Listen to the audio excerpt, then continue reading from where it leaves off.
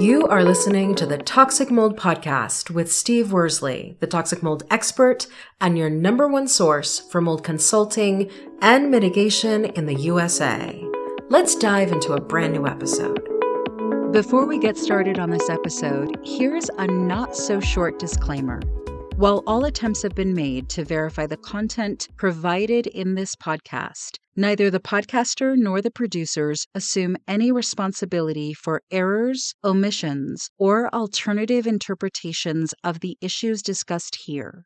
All information stated in this podcast is the opinion of Steve Worsley. Steve Worsley is a mold specialist with over 25 years of experience in the construction and mold industry. The Toxic Mold Podcast is for information sharing purposes only. The views expressed are those of the podcaster and his alone. These views should not be taken as expert instruction or commands. While there may be references to medical conditions and symptoms, all podcast episodes are the opinion of Steve Worsley, and any medical questions or concerns shall be addressed with the appropriate licensed medical professional or professionals. As the podcaster refers to different mold types, please be aware that Steve Worsley is not a microbiologist, and questions concerning mold specifics should be answered by the appropriate professional. Steve isn't, nor does he offer any legal advice. For any legal advice, you must speak to a lawyer. The listener is 100% responsible for his or her own actions. You can check out Steve's books on Amazon. Just go to Amazon and search for author Steve Worsley. You can also take Steve's mold education courses, such as Mold 101 and the Mycotoxin Prevention Kit, by going to cnccontractorservices.com. Again, check out his mold education courses at cnccontractorservices.com. Now, let's get to the episode. Hello, you're listening to the Toxic Mold Podcast with myself, Steve Worsley. We have my wife, Cassandra. It's middle of summer? Yeah, it is. Going to be cold before we know it. It's already cold part of summer here anyway. Yeah, this weather's kind of crazy.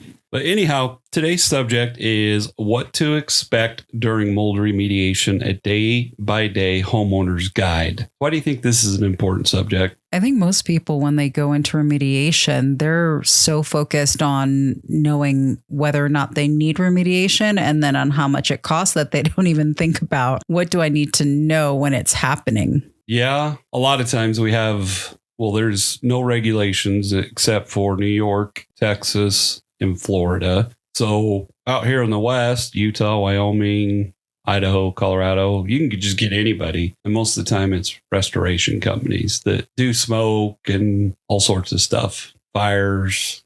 They're not specialists in mold. No, and I think there's such a wait list in so many parts of the country to even get somebody out to do a bid on remediation that when somebody finally gets somebody to do the work, they just want to get going as fast as they possibly can. Yeah, I've always found it interesting when, and not all of my clients are like this, but I've always found it interesting when they find out they need mold remediation and then they think it's almost an emergency. Yeah.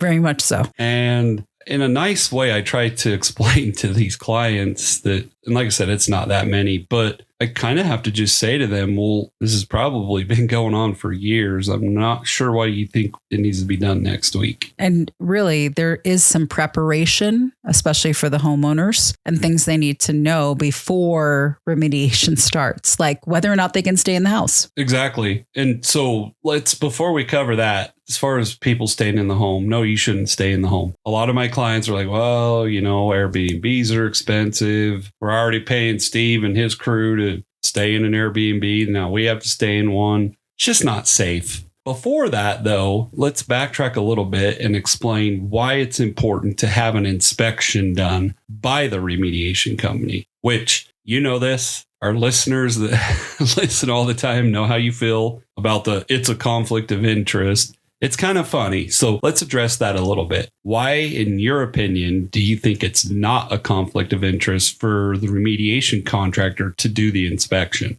Well, because it's not a conflict of interest if you're hiring a qualified person who you actually want to inspect the property before they actually do the remediation work on it. It's kind of like an ortho. If you're going to have a knee surgery, don't you want the person who's going to do the surgery to actually have the MRI and review it and the x-rays and look at it? Do the initial examination? Correct. Of the patient? It's no different in the mold field. Yeah, and I know we have a lot of professionals that listen to us, but I kind of understand why they believe it's a conflict of interest. I don't buy into it, but I find it ironic that first and foremost, they believe that the client should have to hire all these separate entities.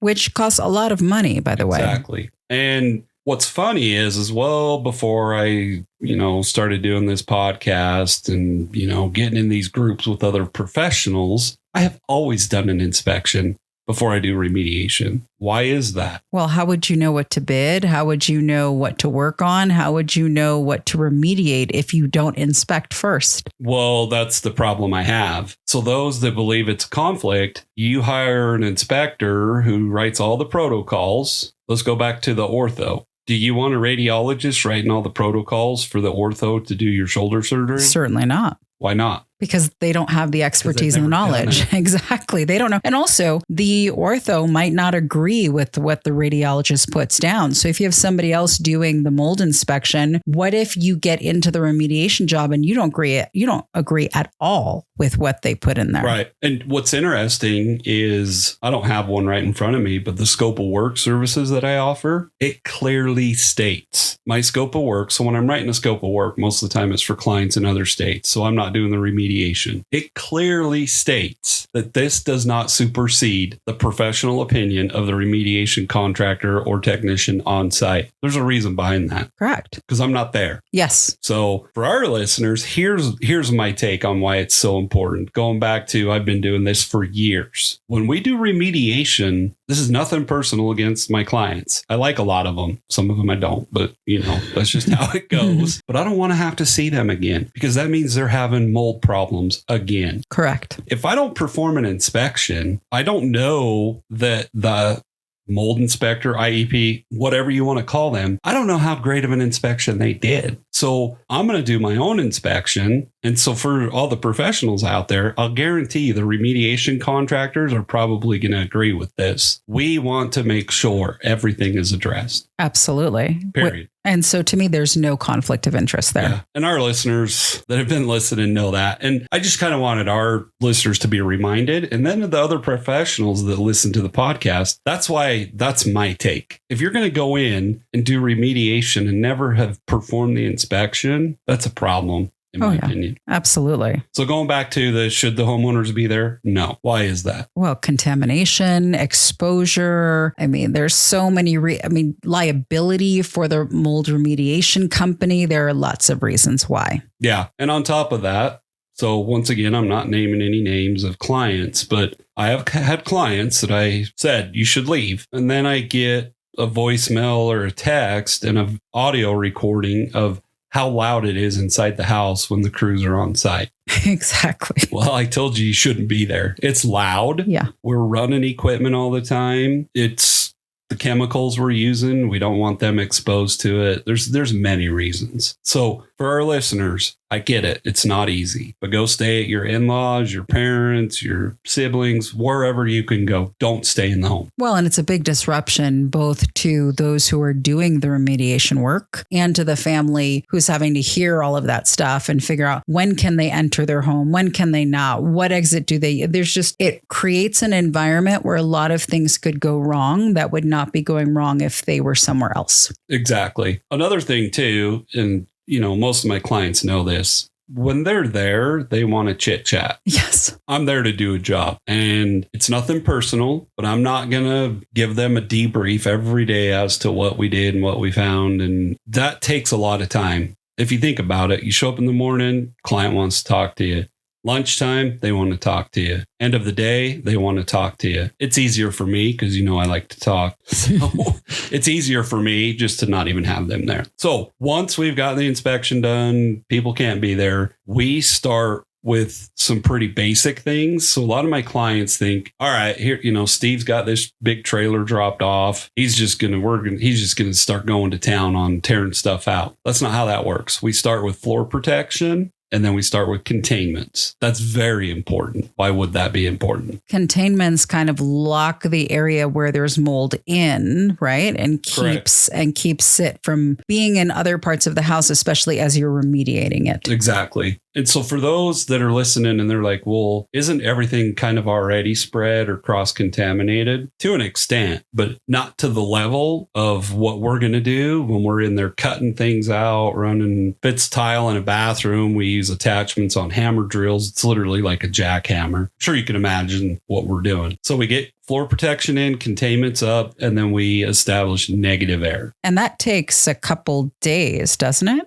It depends on how many work areas we have. So just for our listeners, kind of explain it. When we're doing like a whole house mold remediation or a whole basement, that's a lot easier. We just close off, let's say it's a basement and there's an entry from the exterior to walk out. We close off the access to the main level and the whole basement is our work area. That's pretty easy. Yeah. That's not normally how that goes. So let's say it's just a single level. It's a laundry room. We have to have a way to get to the laundry room from the exterior. So we have to put floor protection down from the entry point through our walkway and to the work area, which is the laundry room. We seal everything else off. So we're talking bathrooms, bedrooms, living rooms, whatever. We seal all of that off. So we have an actual walkway, then we have a work area. Now, let's say that it's really complex, and this is more like commercial stuff, but you don't really have a direct path from the entryway to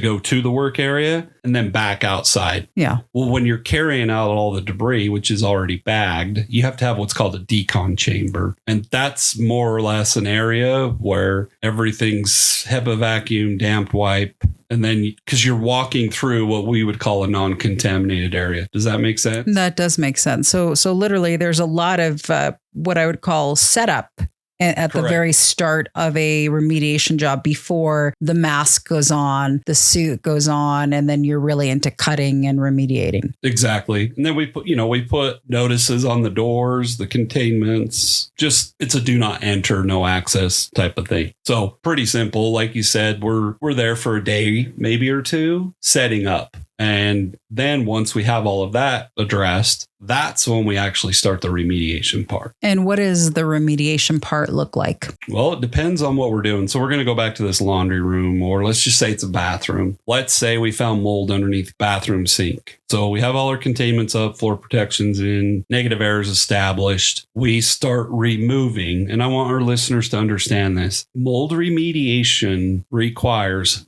physical removal of the mold. So you can't just fog it out. Yeah. So, and I know some of those companies listen too, because remember, I've had one that you've had outreach.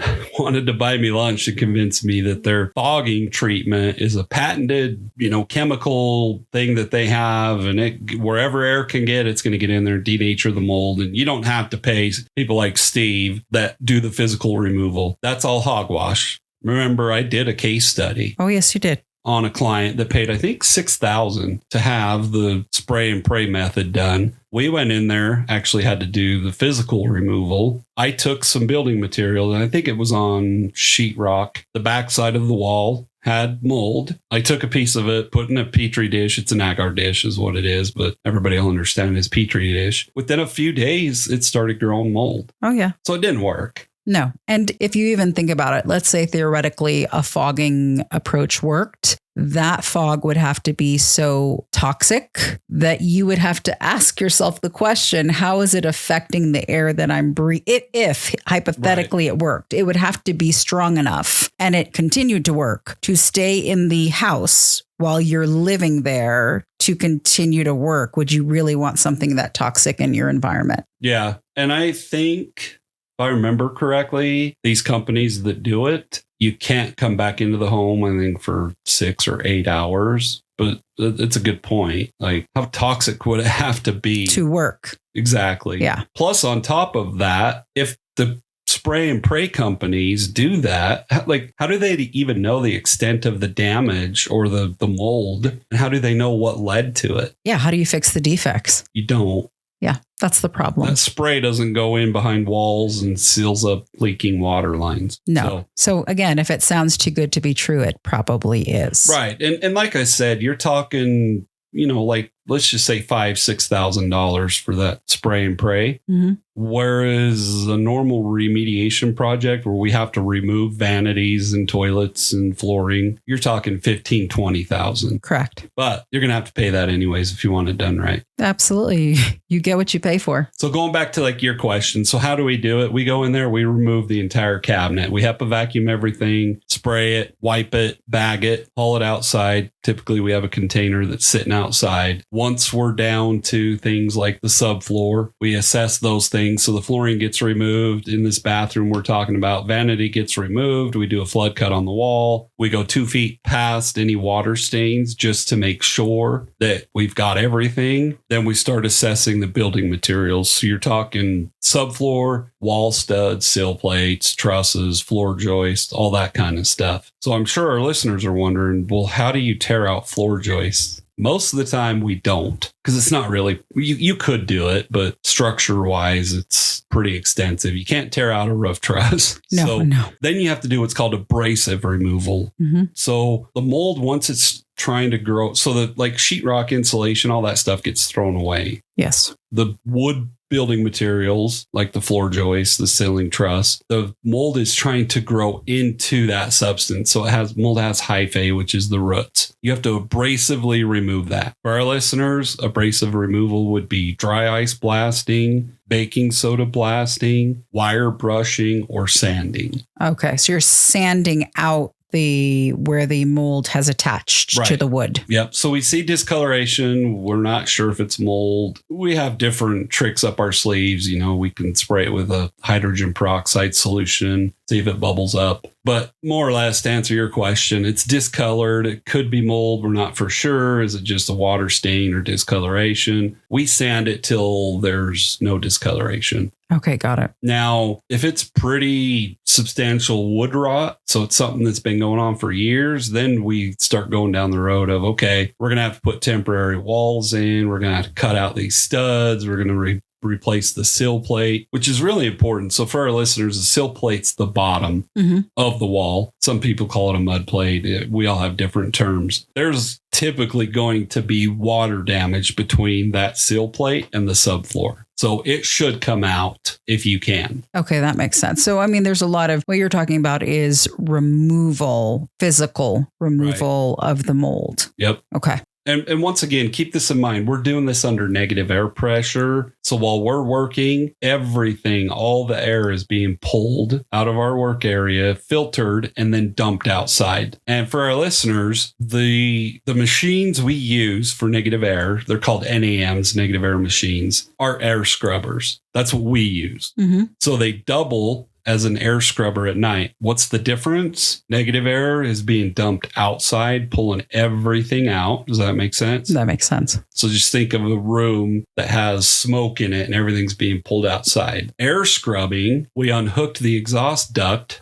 And we do this at night. Instead of dumping the duct outside, we just unhook that duct and then that machine sits there and recirculates the air. So going back to that smoke analogy, think of, and I know smoke, mold spores and mycotoxins are not like smoke, but think of smoke in a room and you have this air scrubber that's only recirculating the air. How much good is that going to do? Not much. It's going to help. It's going to help, but you're still recirculating it, right? So think of how much more effective it is to be pulling it all the way to the window and dumping it outside. Correct. Much more effective. Yes. Negative air should be done while they're working. Air scrubbing happens when nobody's there. Okay. And then what happens? So once we're done, so we have everything removed, all the sanding's done, HEPA vacuuming's done, the SPC, we always SPC in our work area, which once again, like if you think of this office versus like if we were doing mold remediation in here, all this stuff would be out of here. Correct. So the SPC's pretty easy at that point. Then we do what's called a cool down period, 24 to 48 hours. And why have a cool down period? We kind of, it's a weird way of saying this, but this is just how I say it. We kind of want to let the dust settle, if that makes sense. Okay, that makes sense. Just to see, so you get a more accurate reading of where things are at. Yep. Okay. So, you know, if everything has been done properly, there's no dust to settle. But we just want to give it a couple days just to see, you know, we have everything cleaned. You can go in with a white glove test. And if you run your finger along the top of the baseboard that wasn't removed or a windowsill and it's really dirty again, there's something wrong. Absolutely. Does that make sense? That makes sense. So yeah, so you want to let the dust settle, but really you want to give it a little time to air out and just sort of... Well, not necessarily really air out, just to see what happens. Okay. It's like keeping a patient in the hospital overnight for observation. So yeah, more like an observation. That makes sense. And we do the cool down period, and then the PRV portion comes in, which is post remediation verification. And what is the goal of PRV? So PRV includes a physical, you know, inspection, or visual, I guess is a better way to say it, a visual inspection. You can fail the PRV, which should be done by a third party. Sometimes it happens, sometimes it doesn't. A third party inspector comes in, does a visual inspection, makes sure that there's no discoloration, looks like he chased everything, did everything properly. Then they start doing testing. For PRV testing, in the protocols that I typically write up, there's a minimum of one air test. Obviously, when you do one air test inside, you have to do one outside. Yes. We do at least one inside each work area. So let's say it's a bathroom, a laundry room, a bedroom. So that would be 3 tests inside, then the one outside. Then also we always recommend tape lifts, which is surface sampling. Okay. So you would do a tape lift on, let's say it's a floor joist or subfloor or a wall truss that previously had mold, but they abrasively removed it. PRV gets done. They send the stuff off to the lab, wait for those results. Takes a couple days. We find out, did we pass or no? And I mean, you're saying, did we pass? But there's really no pass or fail, right? With mold? There is. So we've talked about this before and it's been a long time, but let's say, so for our listeners, when we're doing air testing for a PRV, we shouldn't be picking up anything. Okay. When we're doing air testing, just during a normal inspection, we're going to pick up mold spores because they're naturally present. Okay. They're not going to be present inside of our work area. Why? Because you've had the negative air and it's been going out. Okay. Exactly. To answer your question, yes, there is a pass or fail to PRV. So let's say, as I mentioned earlier, you could fail before they even do testing. The PRV inspector could be like, yeah, look, I see mold right here. Okay. So they don't even, it's a waste of time and money just to do testing. Let's say the surface sample comes back positive for mold, then you fail. Got it. Does that make sense? So really, it's because you're doing that testing within the containment. Correct. So the PRV should come out clear. Yes. Okay. Yep. Got it. Yeah. And it's, I'm sure listeners are wondering, so during a normal mold inspection, is there a pass or fail? Well, there are things that will fail, meaning if we're picking up Stachybotrys, Chaetomium, Fusarium, really high counts inside of a room for an air test compared to the outside, that would be a fail. Okay. But what you're getting at is we don't have any standards that specifically state you can't have more than a raw count of 7 or 10 of Aspen, which is Aspergillus penicillium. Okay, that makes sense. So really, within the containment PRV, it should come out clear. Yeah, there shouldn't really be anything. I mean, if we pick up a little bit of natural mold spores, meaning it's the same as what we're seeing outside, and it's common molds, and it's not Stachybotrys, Chaetomium, or Fusarium, then we're okay with it. Well, and to come back full circle to the question of should people stay in the home, this is one of the reasons why people should not be in the home, because your containments are held very tightly and in place. But if somebody is staying in the home while you're doing mold remediation and at night they kind of go into or around the containments without you knowing it, that could affect PRV, couldn't it? Exactly. And so when we're doing remediation, we daily, and we're doing it I do it twice a day. day. When I first get there in the morning and before I leave at night, we're checking our containments to make sure they're airtight. Absolutely. Because that could contaminate the results. And touching on what you just mentioned, like I've had people that they thought their cat, they kicked the cat outside and it can scratch through the plastic. Well, you just breached our containment. Correct. And cross-contaminated everything. So it is important. And, people have kids. Kids are kids. Yeah. So that's another reason why people should not be in the home while remediation is happening. Here's another question I think people get kind of confused on, especially when you're on site. There is a difference between giving a client an update on what's going on with the remediation process and giving them mold consulting. And I think a lot of clients confuse the two. Could you talk a little bit about that? Yeah. So, and this happens even on mold inspections. And I get it. You're hiring me. I'm there all day. You kind of think that I'm there to answer all your questions. And to an extent, I am, but I don't usually have the time. But when it comes to remediation, most of the time, the clients, they're not asking questions about, well, did you find more mold? Then they start asking questions. Well, what about this? And what about that? My mom said this, and my dad said that, and my brother said this. And it turns into a consultation. Correct. And I'm not there to do consultations. As you very well know, pretty much all of our projects are out of town. Mm-hmm. I mean, we live in an area that has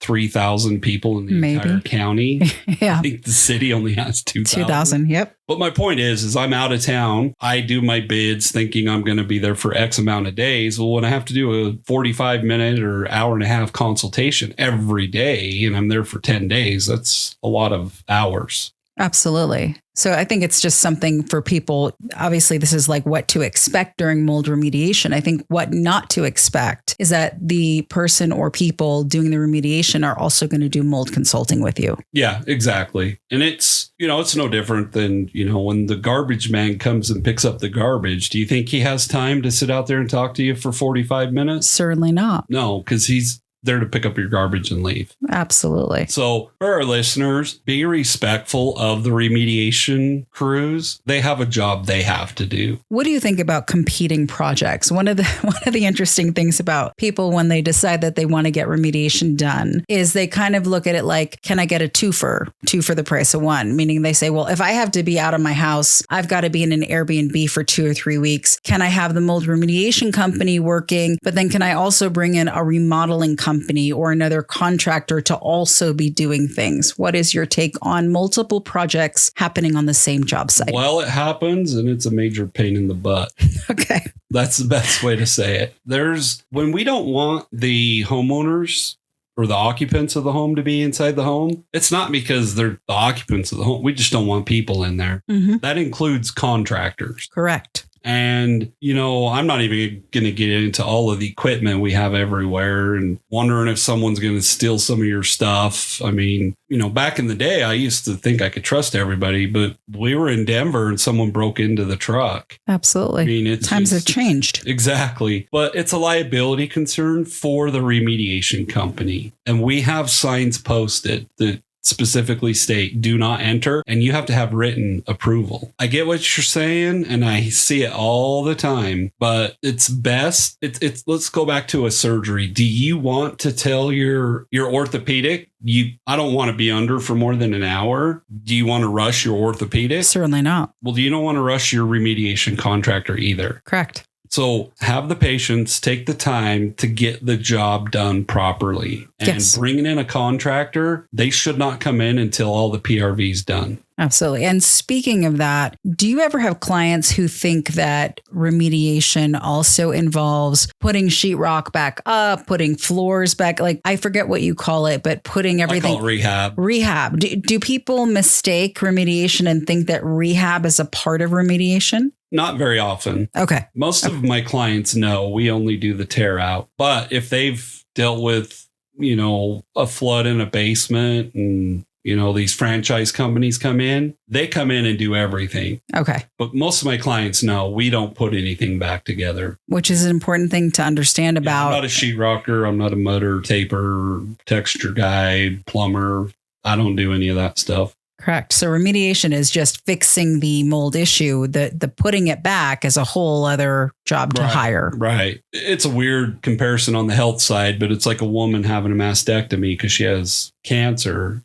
They just do the removal. They don't do the rehab. The reconstruction. Reconstruction. You have to go to a plastic surgeon to have that done. Correct. I mean, all good things, because if somebody's new to remediation, they may have expectations that cannot be met. Right. Right. And it's clear in my contracts, that's another important thing for our listeners. Make sure you get a scope of work. Mm-hmm. That protects you and that protects the contractor. Because when I give you a price, now going back to the franchise companies, that's where they're terrible. They more or less know how to work the insurance companies. They don't really give you a price. Which is so weird. Going to the medical side, why do we do that on the medical side? Yeah. We don't always get a price on the medical side now, do we? Never do. Yeah. I mean, so you're signing up blindly for something that you don't actually know what it's going to cost. But that scope of work is very clear. Like, I'm very clear on the scope of work. And does the project ever go the way we think it is going to? No. It never does. No. So then when I go to my client and I say, hey, we're going to have to tear this out and that out. And they're like, well, I thought that was included in the price. Go back to your scope of work. If it wasn't in there, that's not what we bid on. Correct. So for our listeners, it's important to have a scope of work. It protects you and it protects the contractor. Then make sure you have a contract, period. And make sure you've read the documents. Yeah. Not just signed it. Yeah, you'd be surprised how many of my clients are like, well, I thought that was all included. And I'm like, did you even read the contract? Exactly. And the scope of work? Yeah. That's a really important piece there. So for our listeners, make sure you get a scope of work and a contract. There you go.